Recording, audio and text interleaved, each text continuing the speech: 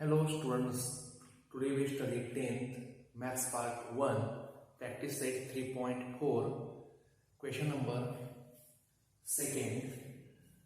Question number second is very important.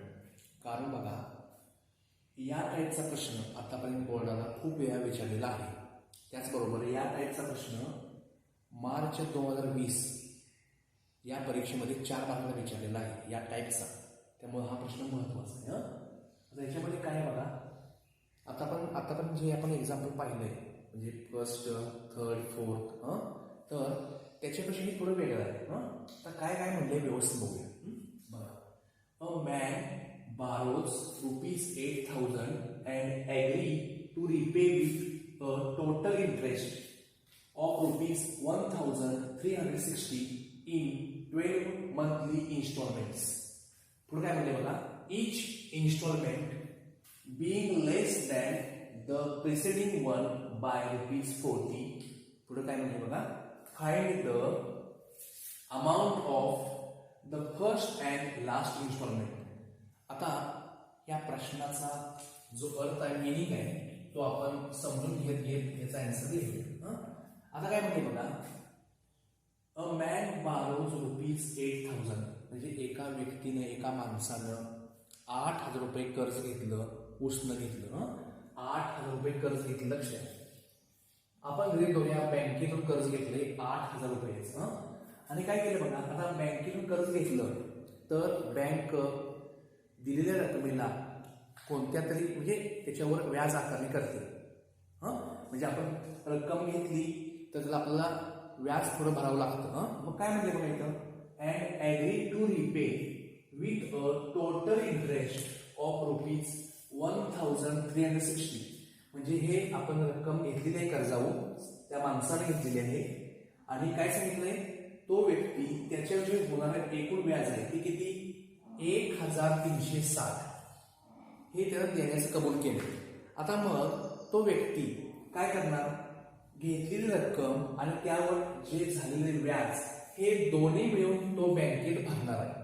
लक्षात, म्हणजे किती बरं बघा, हे 8,000 आणि हे 1,360 म्हणजे होणार किती, ₹9,360 होणार. एवढं तो व्यक्ती भरणार आहे. आता पुढे काय सांगितलं बघा, इन 12 मंथली इन्स्टॉलमेंट म्हणजे बघा मासिक किती, 12 हप्त्यावर तो भरणार आहे ही एवढी रक्कम. आता बघा काय केलं, फर्स्ट इन्स्टॉलमेंट बरोबर आहे का, सेकंड इन्स्टॉलमेंट अशी तो रक्कम भरणार आहे. थर्ड इन्स्टॉलमेंट असं किती 12 इन्स्टॉलमेंट्स असं तो करणार आहे. आणि हे 12 हप्त्यामध्ये हे जर एकत्र केल्यानंतर ते 12 हप्ते एकत्र केले म्हणजे एकूण रक्कम होणार आहे. म्हणजे किती, ₹9,360 होणार आहे. आता बघा पुढे काय सांगितले बघा, लक्ष द्या. each installment being less than the preceding one by ₹40. म्हणजे जो प्रत्येक हप्ता आहे तो आधीच्या हप्त्यापेक्षा ₹40 कमी आहे. Less than the preceding one by ₹40 म्हणजे समजा बरं का, आता पहिला हप्ता ₹1,000 आहे. सांगितलंय काय, पुढचा जो हप्ता आहे तो ₹40 कमी, म्हणजे याच्यापेक्षा ₹40 कमी, याचा अर्थ किती होणार, ₹960 होणार. ₹40 कमी झालं. त्याच्या पुढचा हप्ता इन्स्टॉलमेंट जो आहे तो ₹40 कमी म्हणजे किती होणार, 920 होणार. असं काय करायचं आहे, हा फर्स्ट इन्स्टॉलमेंट बघा ही एपी मध्ये आहे का बघा, 1,960 920 म्हणजे ₹40 कमी आहे. ऐका, तर याला आपण फर्स्ट टर्म म्हणू शकतो, सेकंड टर्म म्हणू शकतो, थर्ड टर्म म्हणू शकतो, आणि असं करत कळतंय. मग आता आपल्याला जर पुढे पाहिजे झालं तर हे ₹40 हे आपण मारलेलं आहे समजण्याकरता. आता हे जे आहे हे इन्स्टॉलमेंट्स आहेत, ते एपी मध्ये आहेत का बाबा, एपी मध्ये आहेत.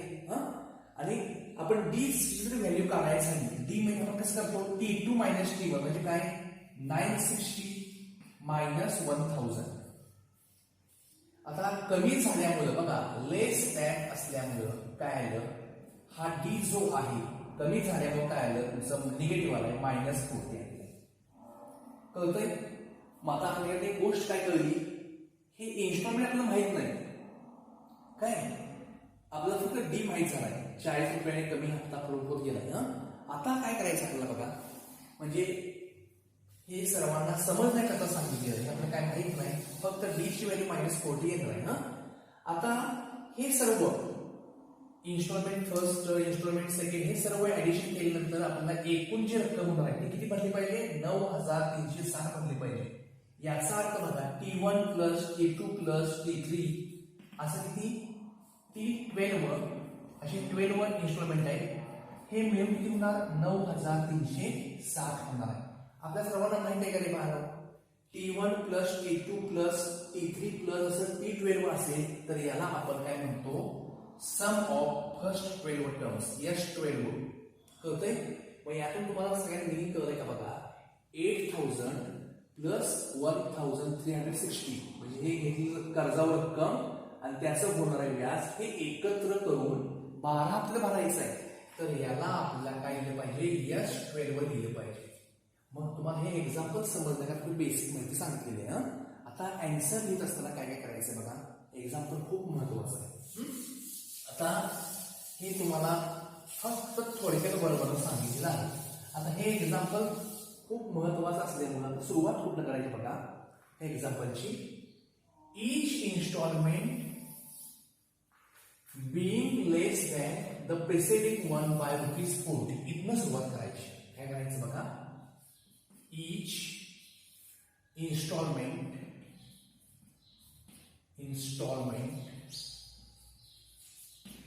being less than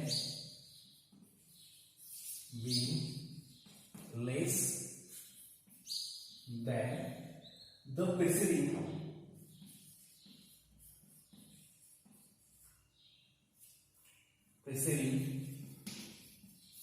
one by ₹40. आता प्रत्येक हप्ता 40 रुपयाने कमी होणार आहे. पहिला आपण मगाशी मानलं बघा 1000 होतं, परत 40 रुपये कमी किती होणार 960 होणार. मग आता हे जे इन्स्टॉलमेंट्स आहेत ते 80 मध्ये, मग सेंटेन्स हे महत्वाचं आहे कुठलं, देअरफॉर दीज मंथली इन्स्टॉलमेंट्स, हे सेंटेन्स महत्वाचं आहे. मंथली इन्स्टॉलमेंट्स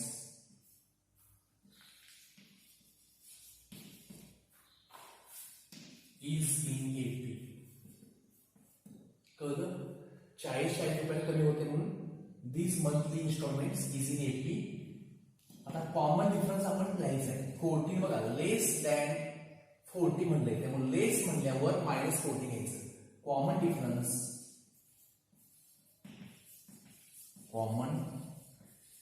डिफरन्स जर नोटेशन डी असतं ते किती आलं, -40 आलं. बरं, एक्झाम्पलची सुरुवात म्हणजे आन्सरची सुरुवात कुठनं करायचं कळलं, एच इन्स्टॉलमेंट इथनं सुरुवात केली, हे सेंटेन्स दिलं. मग त्याच्यानुसार काय करतं, these monthly instalments is in AP. त्यामुळे काय आलं, कॉमन डिफरन्स तुमचा काय आला, -40 आलाय. आता हे झाल्यावर आता करायचं, हे जे फर्स्ट सेंटेन्स आहे, हे 8000 घेतलेलं कर्ज आणि त्याचं हे व्याज, हे 12 हप्त्यात पूर्ण करायचं आहे. त्यामुळे हे सेंटेन्स या दोघांची ऍडिशन म्हणजे काय असणार आहे, S12 असणार आहे, 12 मंथली इन्स्टॉलमेंट. मग हे सेंटेन्स लिहिलं, कोणतं सेंटेन्स लिहायचं, a man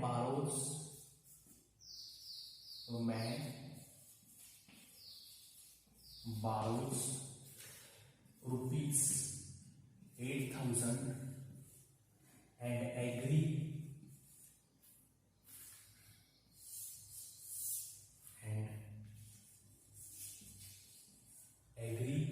to repay with a total interest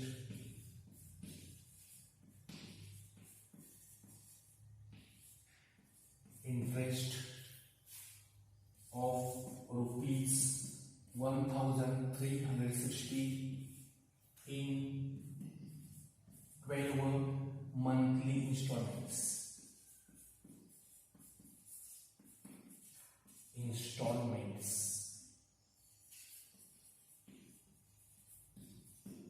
okay, मग ह्या सेंटेन्सचा मिनिंग काय बघा, हे 8,000 रुपयाची रक्कम आहे, हे 8,000 आणि त्याचं होणार जे व्याज आहे किती 1,360. हे म्हणजेच काय असणार आहे, एकूण जे 12 हप्ते ते म्हणजेच काय करायचं, टोटल म्हणजे यस घेतलं, S12 असणार आहे. हे सर्वांना कळणं गरजेचं आहे.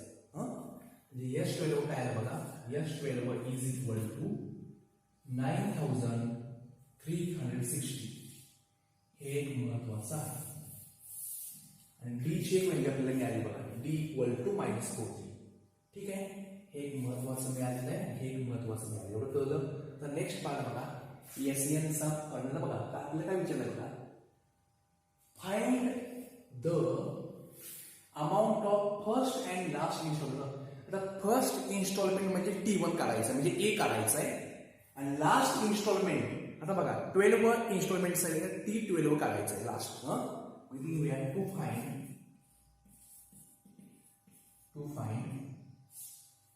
Amount of first instalment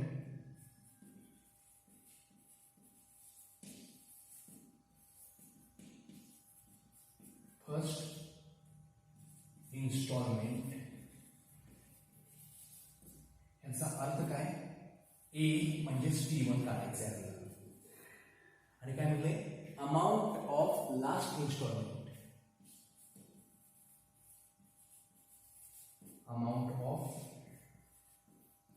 last installment.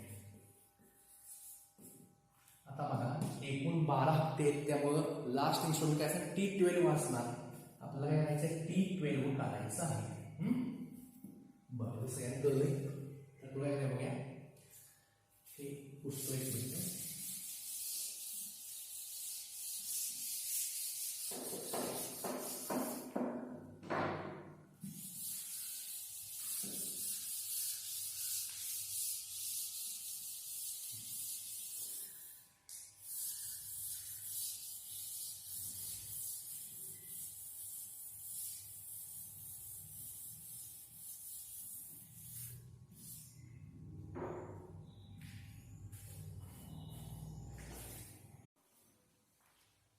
आपल्याला बघा ना, हे फाइंड करायचं आहे. तर S12 दिलंय, याचा अर्थ पहिल्यांदा SNचा फॉर्म्युला यूज केला पाहिजे. आता काय करायचं, the sum of first n terms of an AP is, formula काय बघा, Sn is equal to n upon 2 in bracket 2a plus again in bracket n minus 1 bracket complete into d again bracket complete. आता हा formula आहे, इथे Sn दिसतंय, S12 दिसतंय इथं, म्हणजे n ची व्हॅल्यू 12 पुट केली पाहिजे. Put n equal to 12. Example थोडं वेगळं आहे, व्यवस्थित लक्ष द्या. N12 ए आपल्याला काही माहित नाही, फर्स्ट इन्स्ट्रुमेंट काढायचं आहे. हे पण काही माहित नाही आपल्याला. बघा डी ची एक व्हॅल्यू आपल्याला माहिती आहे, डी इक्वल टू -40. आता ही व्हॅल्यू पुट करूया. काय द्यायचं, therefore यस n किती 12 is equal to n upon 2 म्हणजे 12 अपॉन 2 इन ब्रॅकेट 2a आहे असे येणार, a माहित नाही आपल्याला, plus n minus 1 means 12 minus 1 into D ची व्हॅल्यू -40, ब्रॅकेटचा यूज करा, -40 असं. आता S12 ची जी व्हॅल्यू आहे किती आहे, 9,360. हे किती लिहूया, 9,360. 12 अपॉन 2 6 येणार आहे, हे 2a प्लस 12 मायनस 1 हे 11 येणार, आणि इंटू हे किती आहे, -40 आहे. Bracket complete. तर रिझन घ्यायला पाहिजे आपल्याला. काम करूया, याचा इथं वापर करूया. काय केलं, सिन्स S12 इक्वल टू 9,360.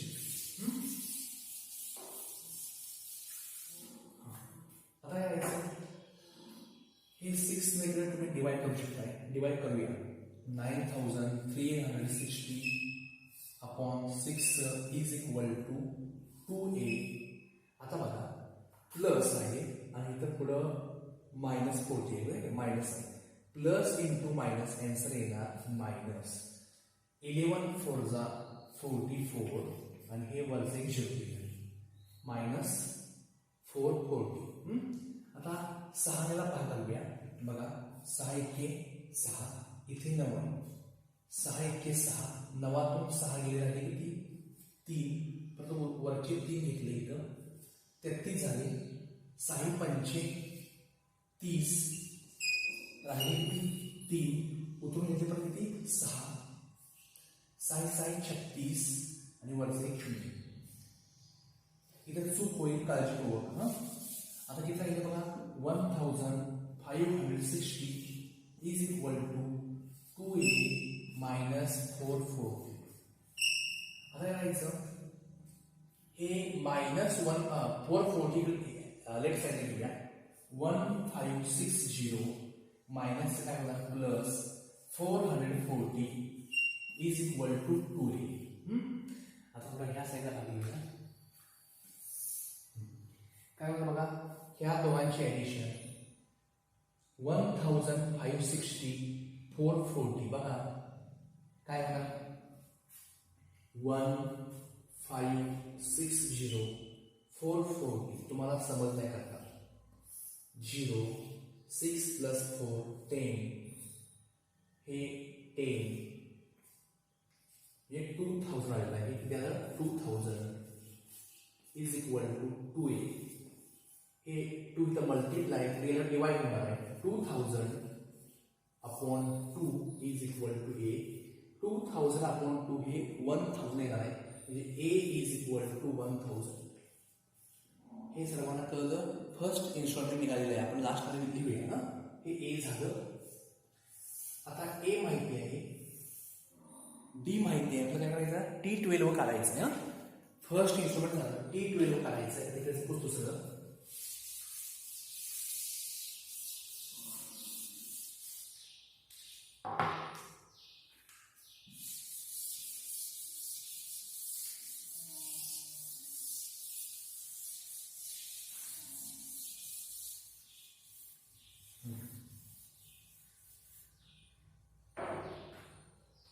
हे झालं. काय करायचं TN चा फॉर्म्युला यूज करायचा आहे. खाली लोटायचं पहिल्यांदा the nth term of an AP is TN is equal to A plus in bracket n minus 1 into D. Last instalment म्हणजे T12 काढायचं आहे. तर काय करतो put n equal to 12 a किती आहे बघा 1000 आणि d इक्वल टू -40. दिसत नसेल तरी खाली d इक्वल टू काय -40. आता हे सॉल्व्ह करायचं आहे. देअरफॉर हे t n ची व्हॅल्यू 12 आहे. T12 is equal to a किती आहे 1000 plus in bracket n minus 1 means 12 minus 1 into d is -40. He 1000 plus 12 minus 1 11 into -40. मगाशी आपण हे 1000 आहे असं मी मगाशी कसं केलं होतं हे प्लस आणि इथं मायनस आहे.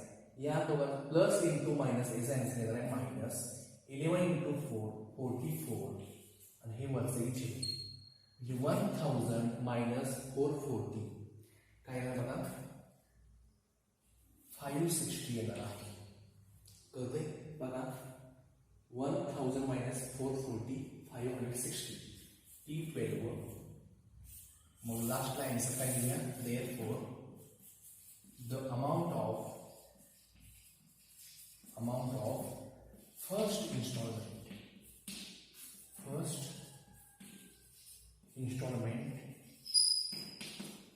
इज म्हणा किंवा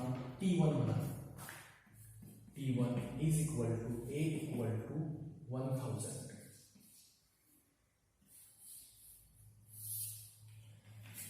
And the amount of last installment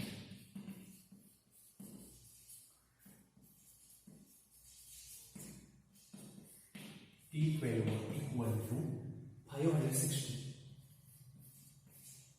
question खूप महत्वाचा आहे, काळजीपूर्वक व्यवस्थित लक्षात ठेवा.